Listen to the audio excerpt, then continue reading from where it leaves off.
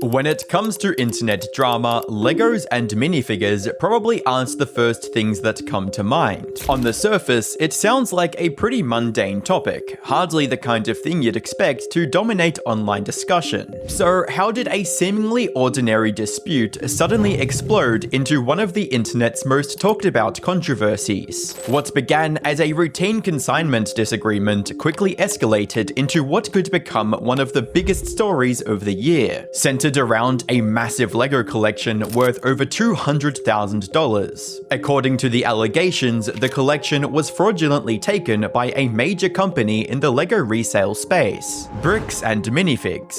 In fact, the alleged theft is just the tip of the iceberg. After digging into this story, I have found a web of accusations involving hundreds of thousands of dollars, claims of police corruption, alleged bribery, and even connections to the Mormon Church. Hi, I'm the Internet Anarchist. I create weekly YouTube documentaries, and today we are covering potentially one of the wildest stories of the year. So subscribe if you haven't already. This all started with one 83-year-old man. This guy spent decades building what is believed to be one of the largest Lego Star Wars collections in the world. The collection was valued at roughly $200,000 and contained thousands of rare sets and minifigures. Then it disappeared. Not from Eric's house, not from some random storage unit, but after it had been left with a local Bricks and Minifigs branch in Salem, Oregon, where the family believed the store was supposed to sell the sets on consignment, meaning the store would sell the Legos on Eric's behalf,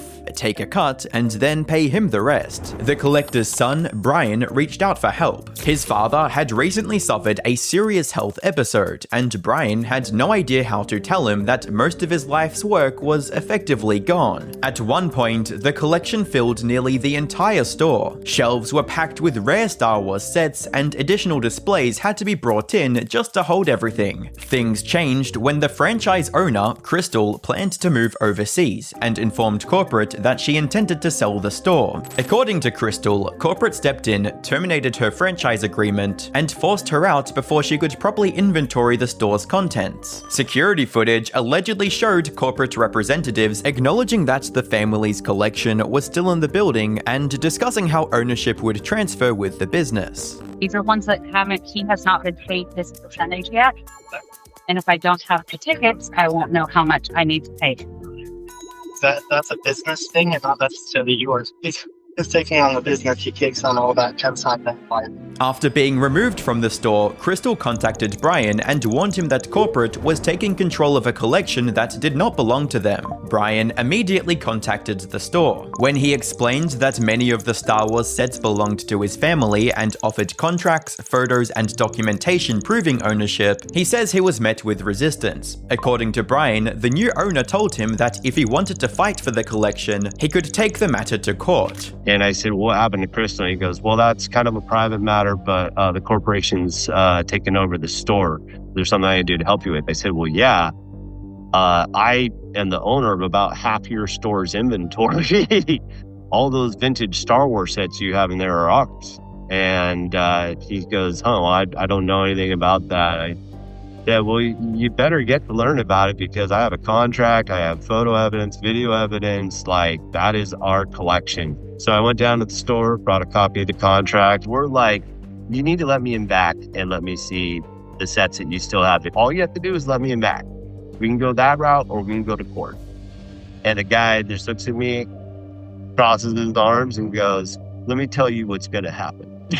If we go to court, we're going to drag this thing out so long and you're going to end up spending so much more money than your collection is ever worth or what you ever would have gotten out of it. Then it ain't worth it, man. Brian and his father did not have any resources to fight a lengthy court battle. Attorneys reportedly estimated that pursuing the case could cost tens of thousands of dollars, especially because some parties involved had moved to Spain. Multiple YouTubers initially looked into the story, but backed away after receiving legal threats. The company appeared willing to use its size and resources to discourage anyone from digging deeper. Eventually, on May 21st, 2025, YouTuber Reckless Ben decided to investigate it himself. He traveled to the Bricks and Minifigs location and attempted to ask about the collection. Employees refused to discuss it and repeatedly threatened to call the police. Corporate representatives pointed him back to the local store. The local store pointed him back to corporate. Neither side accepted responsibility. Ben then met with the Bricks and Minifigs CEO, Amon McNee. During the conversation, the CEO denied that the family's $200,000 collection had ever existed in the way that it was being described, despite social media posts and other evidence that appeared to reference the collection directly. What's going on? So you guys are holding some of our Legos? No, we're not. You're not? No. Is that a lie? No. That's a lie. You did take the Legos. No. So we have our attorneys have visited, like, again, so who's Brian Mansell. okay, and who is that? He's a guy who had he had like $200,000 worth of Legos in your guys' store. Nope. Never happened. I mean, it did happen, yeah. It does happen. No, we did not. Yeah, because his Legos were in the store and you guys took them. I know you think lying to us right now is kind of like helping you out. I'm not lying to you. Well, look, we both know you're lying, but... No, we don't know that. So I showed him some social media posts his own company made that are still up that claims that these are Brian Mansell's Lego sets. And these Lego sets that they're still holding on to are worth $200,000. But all of these claims are from his own company. We just caught the CEO of the entire company red-handed in a lie. Meanwhile, police consistently treated the dispute as a civil matter rather than a criminal one. Ben was eventually trespassed from the store and warned that returning could result in arrest. Unable to make progress through normal channels, Ben launched a series of increasingly absurd investigations and stunts designed to force answers. Along the way, he managed to speak with employees who revealed that management had discussed ways to get him arrested. You know what's really funny is after you left, I got a call from my boss and it was like, how do we get them arrested? How do we Dang. get them arrested?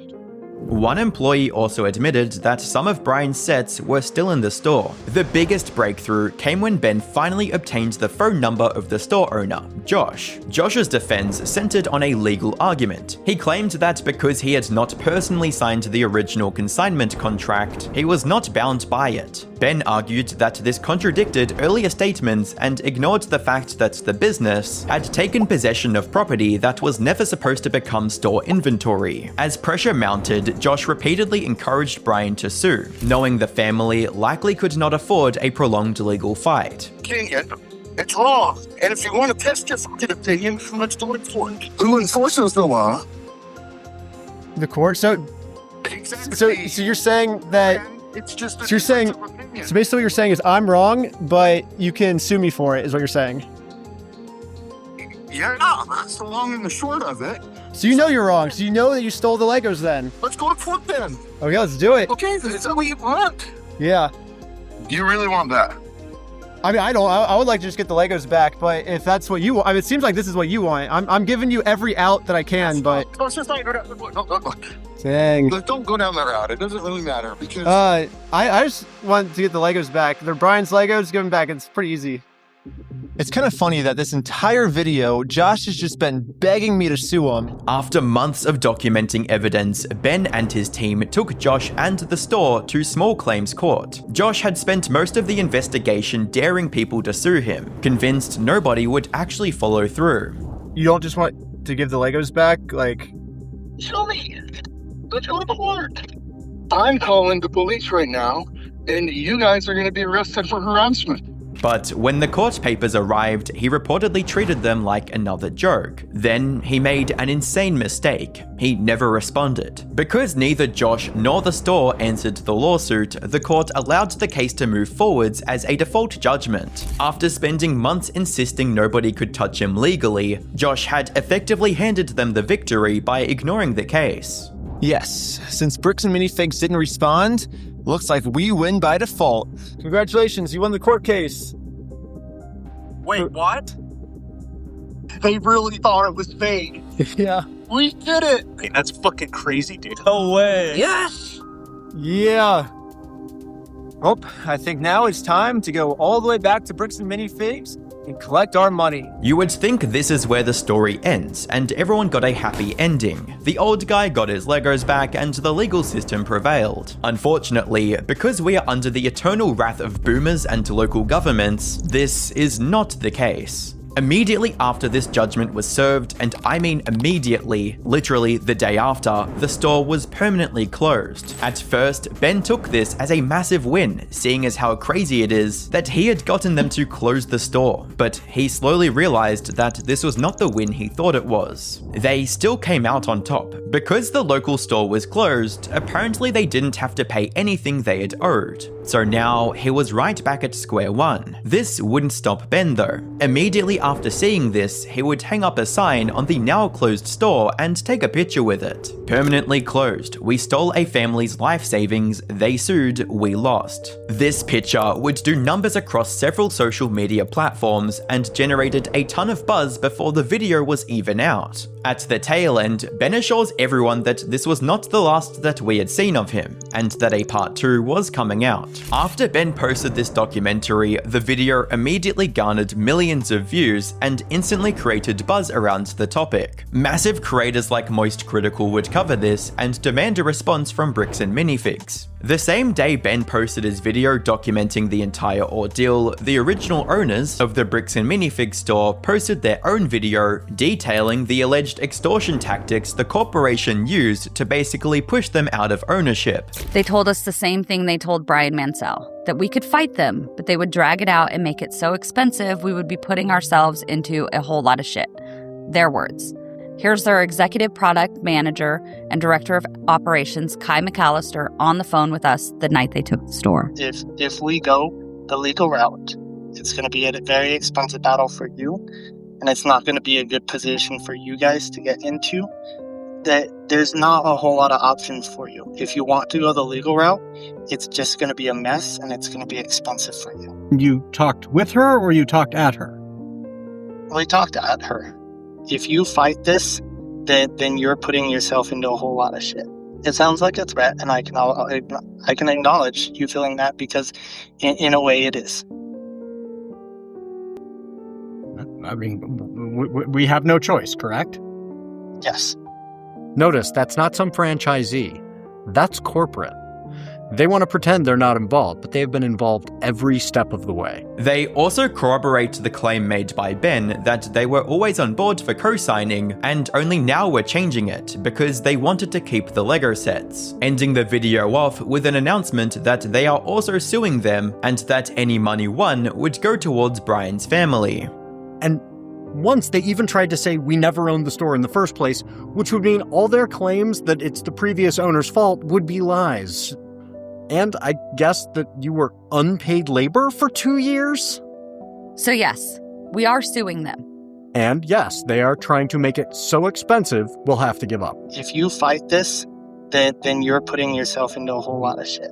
We believe the best way to get Brian compensated is to win our lawsuit and include the full value of his collection in the damages so that he can then be compensated. Bricks and Minifigs would respond with a post on their website. Over the past several months, many in our community have seen posts and videos regarding a dispute involving former Bricks and Minifigs location in Salem, Oregon. We understand the frustration and passion behind these discussions. Bricks and Minifigs is built on a community of collectors and families who care deeply about fairness, and that is a value we share. To be absolutely clear, Bricks and Minifigs does not condone, tolerate, or participate in the exploitation of anyone, especially older adults or vulnerable members of our community. When a complex business dispute is reduced to edited social media clips, critical facts are often lost. While we will not litigate this online, we want to clarify the core situation. The statement claimed that much of the online criticism was based on a misunderstanding. Bricks and Minifigs argued that the center of the dispute was a private consignment agreement made by the former owner of the Salem store. According to corporate, that agreement was never approved by the franchise system. Ben, of course, would respond in his own video, and at first would actually agree with one part of it. If the former owner broke franchise rules by accepting Lego sets on consignment, then the arrangement may have violated company policy. But he pointed out the obvious question. If Bricks Minifigs says it never authorized the deal, why were the family's Lego sets still sitting in the store? If they weren't being bought by the company and the consignment wasn't valid, then why not simply return them? The company's statement also claimed it had repeatedly asked for evidence supporting the accusations. Ben pushed back on that, pointing to the footage where he personally tried to deliver the contracts, inventory records, and other documents to store representatives, only to be told to leave and threatened with police involvement. Also, here's still all of the Lego sets you guys still have. I don't have anything to do with that, and I don't want that. You can go ahead and leave, and I'm going to ask you one more time. Last time. I do not want that. You're not handing me anything. I tried for a long time just to get her to look at this contract.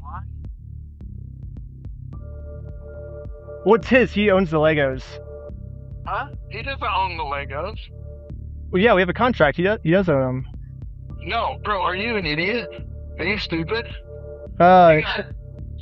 Josh, the police, He says there is a written consignment agreement, inventory records created by the store itself, showing which sets were sold and which remain unpaid, security footage discussing Brian's percentage of sales, and time-stamped photos documenting the inventory still in the store after ownership changed. Bricks Minifigs insisted that any legitimate claims should be handled through proper legal channels, rather than through social media pressure campaigns. But Ben had argued that this had already happened. Brian sued and won. After losing in court, the Salem store shut down rather than paying what was owed. He claims the closure was to avoid paying out the judgment, which is why he rejects the company's argument that critics should simply rely on the legal system. Throughout its statement, Bricks Minifigs maintained that it does not exploit customers, especially older adults. Ben argued that the real issue remained unanswered, why the company still possessed Brian's Lego collection without paying for it. The company's response ultimately raised more questions than it answered. He argued that instead of explaining why Brian's Lego sets remained in the company's possession, the statement focused on distancing corporate from the original consignment agreement while avoiding the central issue of what happened to the collection itself. A few days after this response was posted, the CEO of Bricks Minifigs would actually go on livestream trying to clear the air and show their apparent side.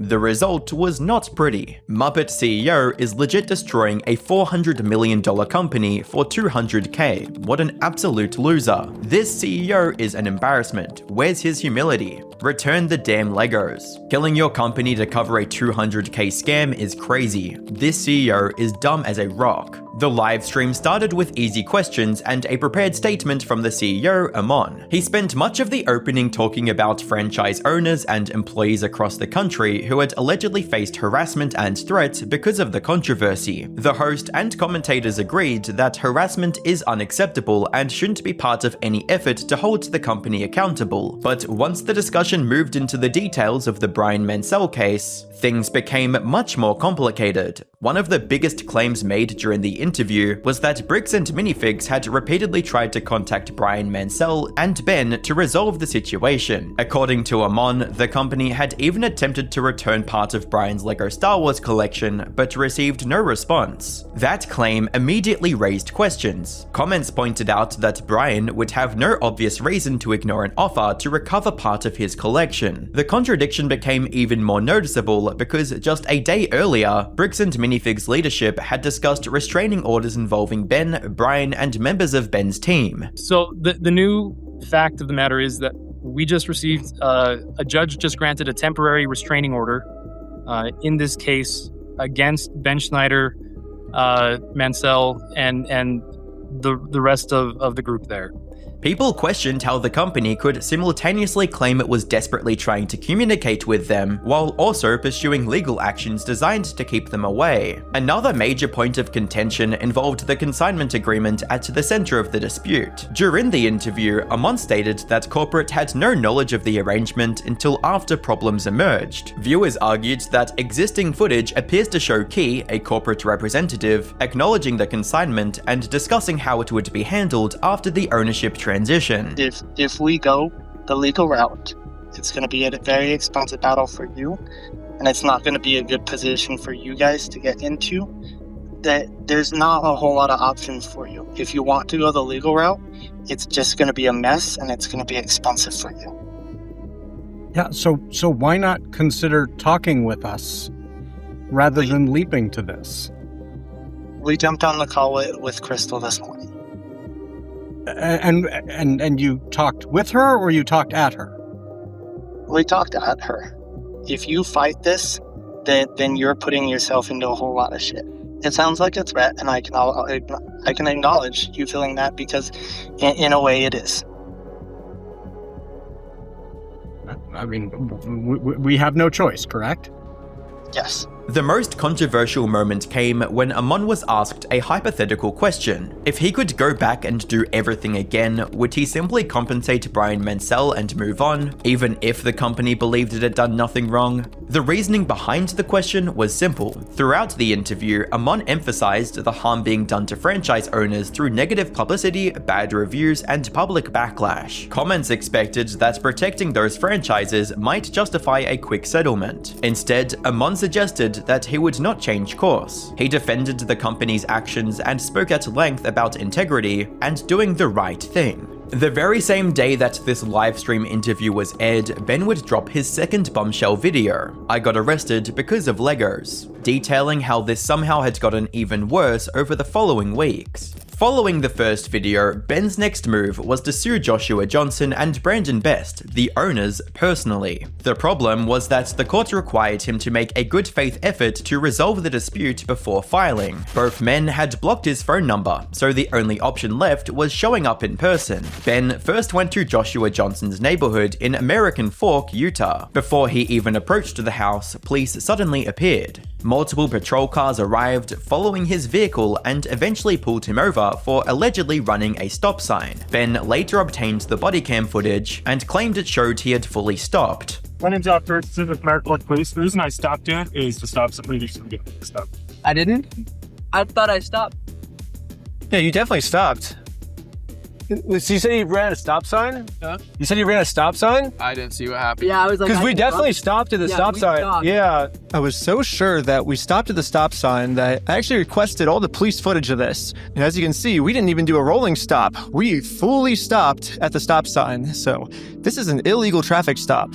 During the traffic stop, officers already seemed to know exactly who he was and why he was there. After hearing the story about the missing Lego collection, one officer openly said he didn't believe him. Ben and his group were then trespassed from the property before they could even attempt the court-required conversation. The same pattern repeated when he visited Brandon Best, the other owner of the store. Ben confronted Brandon at his house and reminded him that they had already won in court. He accused Brandon and Josh of shutting down the store specifically to avoid paying the judgment. Brandon refused to engage and just kind of silently stood there while making an angry face. Up to his house. Hello. Hey, how's it going? Hello? Hey, well, I was wondering if you'd be down to pay us for the lawsuit we won?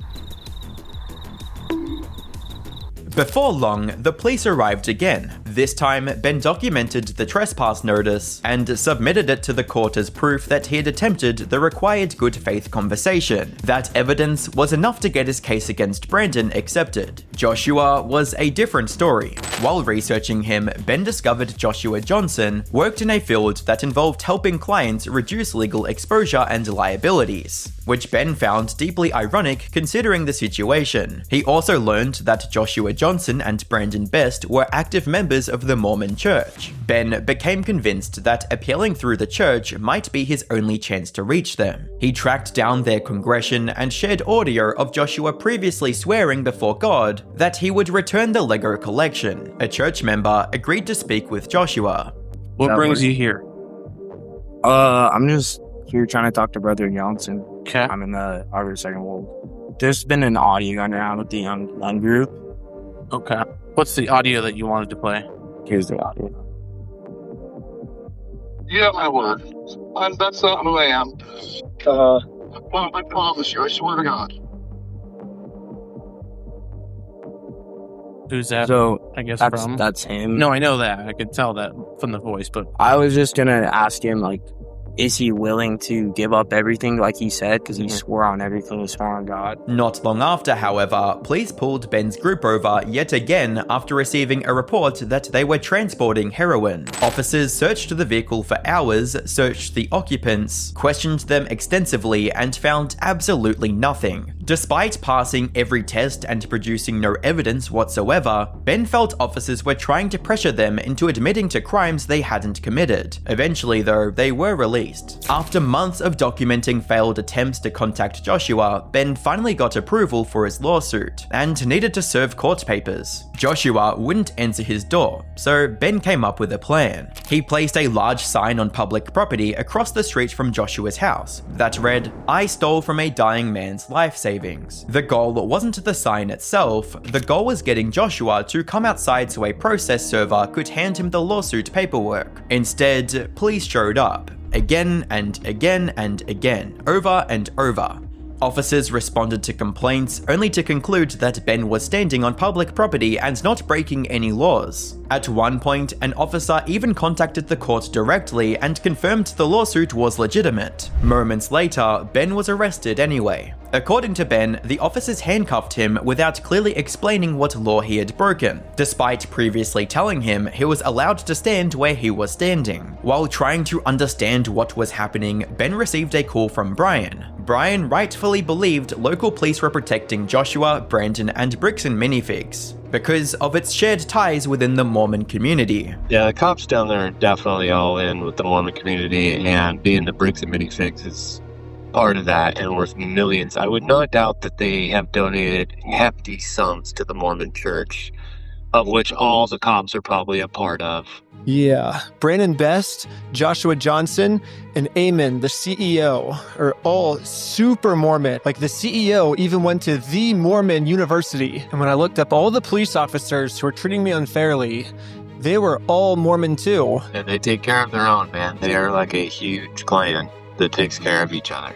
And instead of trying to get rid of the few bad people who are making Mormonism look bad, they're for some reason choosing to protect these criminals. Ben began investigating those connections and noted that several people involved, including Bricks Minifigs leadership and some officers he encountered, were members of the church. After eventually getting out of jail, Ben decided lawsuits weren't working and launched a GoFundMe to help recover money for Brian's family. But even that triggered more police attention. One member of Ben's team, Sheldon, handed officers his phone during an investigation. Before surrendering it, he pressed the power button to lock the screen. Police immediately accused him of destroying evidence and arrested him on the spot. Even detectives later acknowledged that pressing a power button doesn't delete data. Yet Sheldon still ended up in jail. Then the unthinkable happened. Police obtained a warrant and raided Ben's house looking for stolen Lego sets.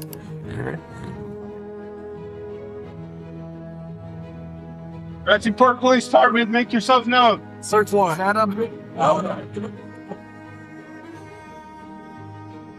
Step outside, everybody. Come on. No. Don't move like that. You understand me? Don't move like that.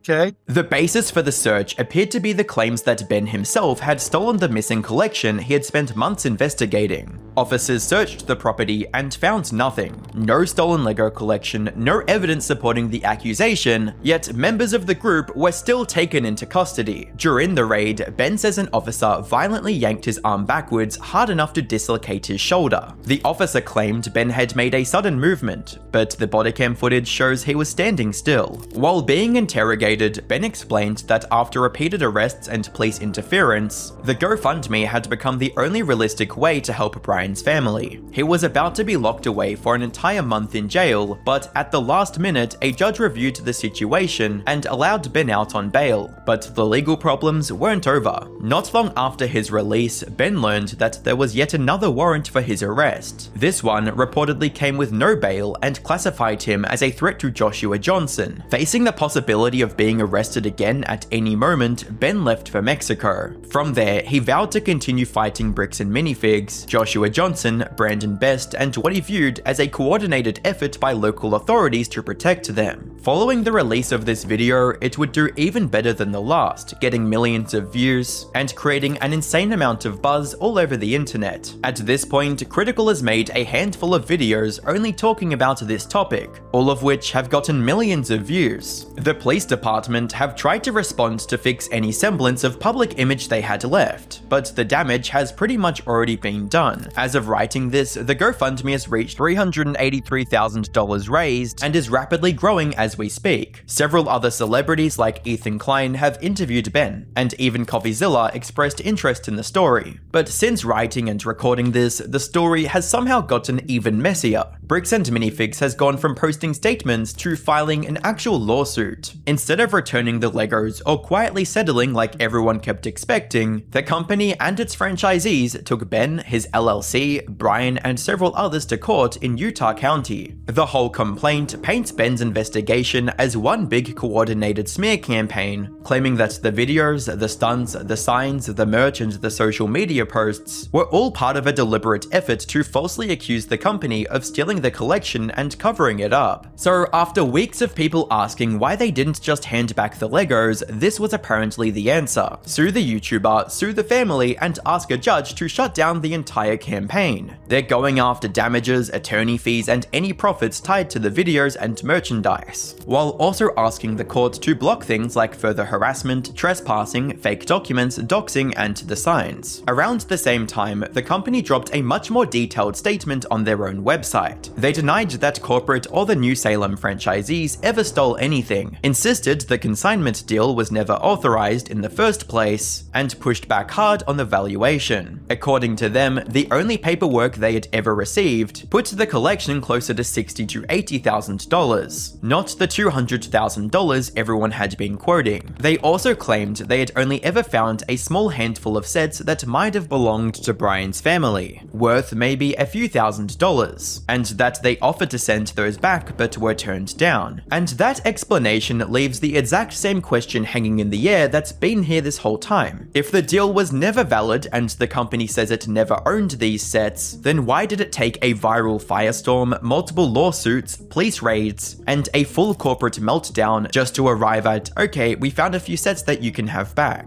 The police side has heated up too. American Fork Police Department came out swinging with their own defense, insisting they were never investigating the Lego dispute at all. They say they were simply responding to complaints from Joshua Johnson and his family, who claimed Ben kept showing up at his house, photographing the property, dropping off packages, and planting signs nearby, even after being warned to stop. Now, Ben is reportedly facing a stack of misdemeanor charges, including stalking, residential picketing, disorderly conduct, and criminal trespass, and that case is still very much active. Ben, of course, isn't buying a word of it. He's argued the bodycam footage was heavily redacted, disputed the police timeline, and called for the full unedited recordings to be released. And while police did confirm they got a warrant to search the Airbnb where Ben and his team were staying, even their own records admit they didn't seize a single piece of stolen Lego. So at this point, the whole saga has basically split into 3 fights happening at once. There's still the original mystery of what actually happened to Brian's collection, there's the corporate lawsuit trying to reframe Ben as the villain, and then there's the police controversy, with Ben accusing local authorities of overreach, while the department swears it was just responding to behavior around a private home. But here's the part that's almost poetic. After everything, the internet may have already done what the courts couldn't manage in months. Ben says a 3rd installment is on the way, Bricks Minifigs is now fighting him in court, and the American Fork Police Department is sitting under a level of public scrutiny they almost never saw coming. What started over a dispute over Star Wars Lego has turned into a corporate lawsuit, a police misconduct debate, and easily one of the strangest internet investigations of the year.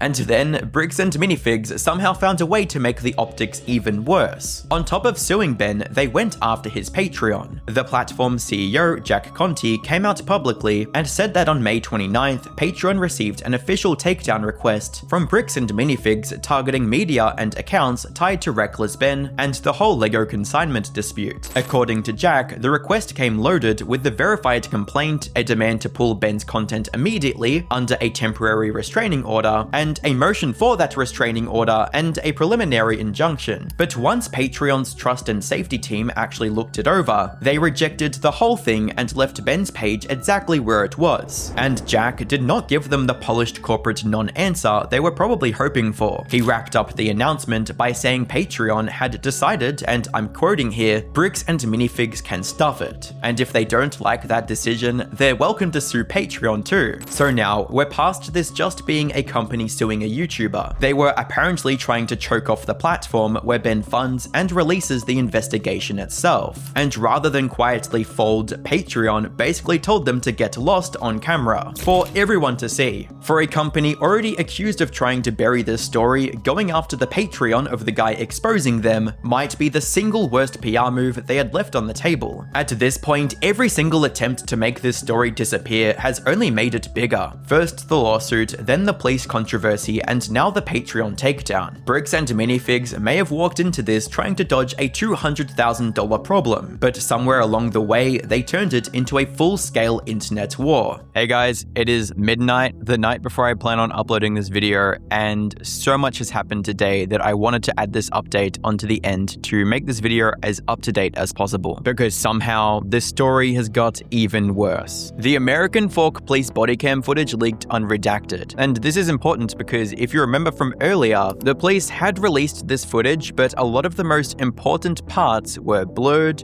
muted, or cut out. The unredacted footage was found through a public Dropbox link connected to the department's own release. Whilst it wasn't up for long, internet sleuths downloaded it and started comparing it to the version police originally showed everyone. And the reason this has been blowing up is because a lot of the redacted footage seems to be the exact stuff that made the police look terrible. Everyone online has been pointing out that the police weren't just neutrally responding to calls. In the footage, they appear to be taking the claims from Bricks and Minifig's side extremely seriously, almost at face value, while treating Ben and his team like criminals from the very beginning. There are clips being discussed where Joshua Johnson, one of the owners of Bricks and Minifigs, is talking with the CEO of Bricks and Minifigs, Amon McNeff, where serious accusations are being made about Ben, including that he was supposedly threatening people. In the footage, you see police just accepting these claims without nearly the level of skepticism they showed Ben, where, if you recall, they outright just said they don't believe him and that they think he's lying. And that's what makes these redactions look so bad, because if the police were genuinely confident they had handled everything properly, why were so many of the conversations that made them look biased hidden from the public version? The Airbnb raid also looks even worse. This was the raid where the police searched the place Ben and his team were staying, supposedly looking for stolen Lego. They found no stolen Lego, but in the footage, it seems like the police were escalating first and then trying to figure out justification later. There's also been rumors around the Airbnb host being connected to someone in the police department, which adds another layer to the accusations that this wasn't just normal police work, but a small town network protecting one side of the dispute. So now, the police controversy has almost become its own separate story. It's not just that Ben says the police were corrupt, it's that the unredacted footage gave people hours of material to go through, and a lot of what they've already found seems to support the idea that American Fork Police Department was not acting like a neutral third party as they should. Then, while all of that was happening, Bricks and Minifigs made another huge move. On the 4th of June, they announced that the Salem store is permanently closed, and that they've parted ways with Brandon Best and Joshua Johnson, the two franchise owners at the center of the whole controversy. They also released a new timeline where they shift more blame onto the previous owner, saying there were messy records, multiple spreadsheets, and point-of-sale data showing over $52,000 in sales connected to the collection. But here's what makes that so frustrating. Bricks and Minifigs is now saying they want to sit down with Brian, review the records, return any remaining Star Wars Lego, and figure out how to make him whole, which is basically what everyone was asking them to do from the very beginning. So as of June 5th, this is no longer just about a missing Lego collection, it's a franchise shut down, a leaked police footage scandal, a possible civil rights issue, and a company suddenly trying to solve the exact problem they spent weeks denying was was theirs to solve. This situation is ongoing, and I will be covering any major developments moving forward, so make sure you're subscribed with notifications on, as trust me, you don't want to miss it.